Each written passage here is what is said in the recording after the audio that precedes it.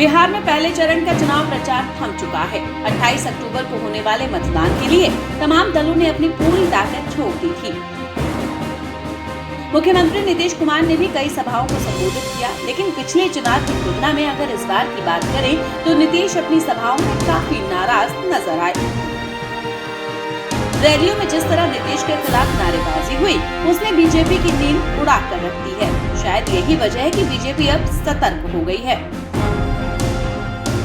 सूत्रों की माने तो पहले दौर के चुनाव प्रचार में नीतीश के खिलाफ जिस तरह से जनता का गुस्सा सामने आया है, उससे बीजेपी की चिंता बढ़ी है।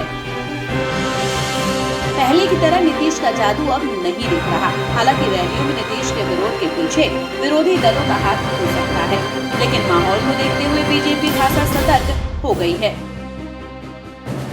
बीजेपी नेतृत्व नीतीश सरकार को लेकर बने सत्ता विरोधी माहौल को कम करने के लिए पीएम मोदी के चेहरे का ज्यादा इस्तेमाल कर रही है।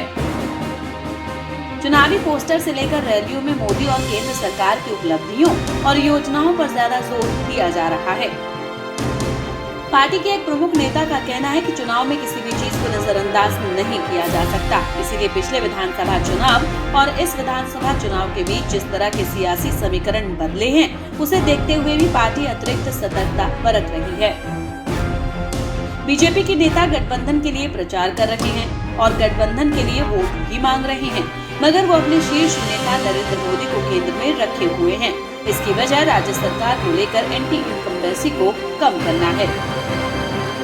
बीजेपी नेता के मुताबिक लोगों को ये भरोसा भी दिलाना है कि मोदी सरकार की योजनाएं बिहार में भी तेजी से लागू की जाएंगी और विकास का रास्ता तय किया जाएगा।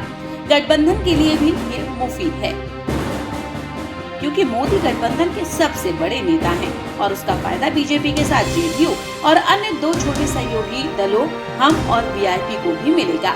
माना ये जा रहा है कि पहले चरण के मतदान को देखने के बाद बीजेपी नेतृत्व अगले 2 चरणों के लिए अपनी रणनीति में भी जरूर बदलाव करेगी। हालांकि बीजेपी की रणनीति कितनी कामयाब होती है, ये तो चुनाव के बाद ही पता चलेगा।